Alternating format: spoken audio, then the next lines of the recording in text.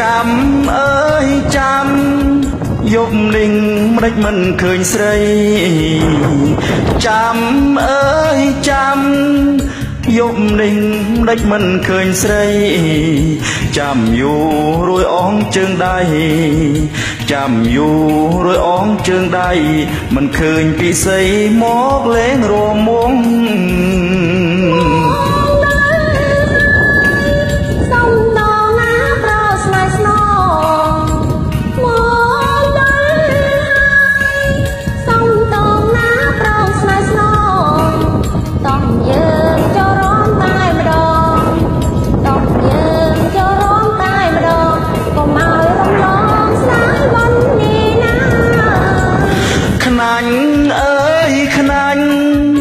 មកយឺត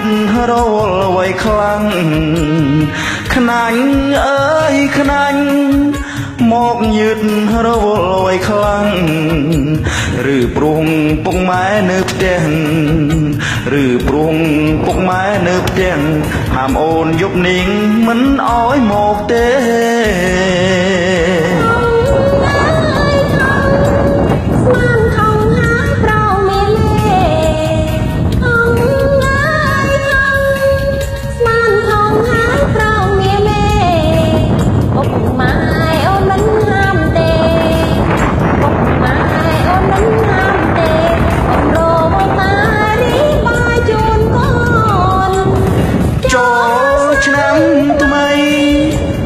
ថ្ងៃសប្បាយភ្លេចហត់ចូលឆ្នាំថ្មី3ថ្ងៃសប្បាយភ្លេចហត់ហើយយើងមិនភ្លេចទៅវត្តហើយយើងមិនភ្លេចទៅវត្តមានហូបគ្រប់សពជូនទាំងពុកម៉ែ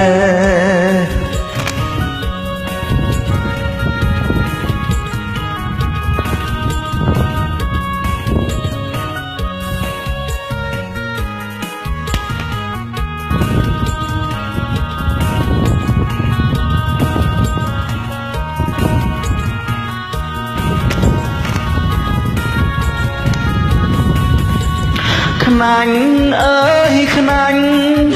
មកយឺតរវល់អ្វីខ្លាំងខ្នាញ់អើយខ្នាញ់មកយឺតរវល់អ្វីខ្លាំងឬព្រោះពុកម៉ែនៅផ្ទះឬព្រោះពុកម៉ែនៅផ្ទះហាមអូនយប់នេះមិនអោយមកទេ